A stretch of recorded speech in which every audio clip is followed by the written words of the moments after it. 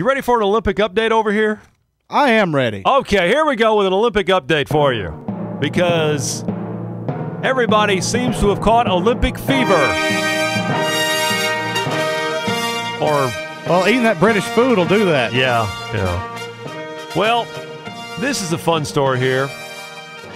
And after a pulsating and pounding opening ceremony on Friday night, and swimming world records being broken left, right, and center on the days that followed, it seems that the Olympic fever had taken a hold of some in London. One man, it inspired him to try to swim to America from Brits in southern France.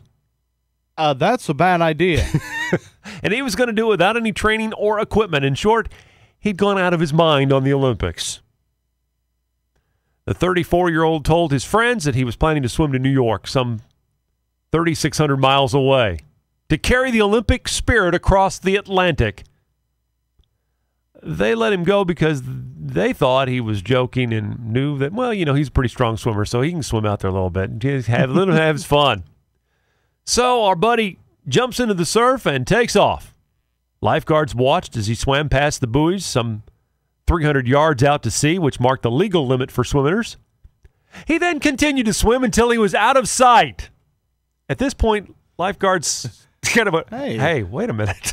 He's not coming back. They called out a helicopter. Diver dropped into the sea and explained to the man that, probably a good idea for you to turn back. At the same time, lifeguards also arrived in a rescue dinghy. The man was then realized that, I might have bitten off a bit more than I could chew. Yeah. I mean, that would take, at least 3 or 4 hours to swim that far. So lifeguards threw him a lifeline and they towed him back to the beach. Well, at least he tried. Yeah, well, I guess so. And speaking of trying, the Olympics for some have been a very trying experience because they're wanting to watch the events before they know the outcome. It's one of those things where this is the ultimate reality TV. Sports is one of those things that it's not like a movie, like you go see Titanic and the ship's going to sink. Right. It's just a matter of how it gets there. That's the what draws you in the special effects. So, but sports is one of those, you don't know what's going to happen. Anything could happen. So you don't want it spoiled for you. Right. And now in this day of social media, it's kind of tough to be able to wait for the Olympic coverage during prime time at night when it's been over with for hours. Yeah. And in the past, it's really hadn't been that big of a problem. I mean, in the days before Twitter and Facebook, I mean, let's call it, since the last Summer Olympics 4 years ago, Twitter and Facebook have just exploded. So now you got these postings everywhere telling you what's going on. Yeah, you can even set up your iPhone where it lets you know as soon absolutely. as an event's over and who won. Yeah, absolutely so. And so the critics are coming out of woodwork just blasting NBC about their coverage because, I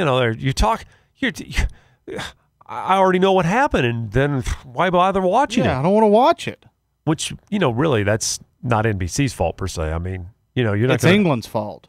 For being in a stupid time zone. Yeah, for being that far away. Yeah. Move closer, or you don't get the Olympics. That's what we should say from now on. However, you have found a rather interesting Twitter account. I have. That I think it'll help out. Will not necessarily spoil the Olympics for you. No, it will not. What's it called? NBC Delayed. NBC Delayed.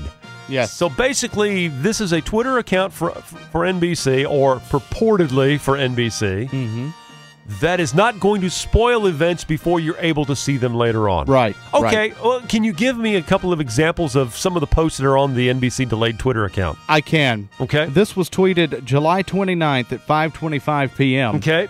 Breaking. Tommy Smith and John Carlos create controversy during medal ceremony.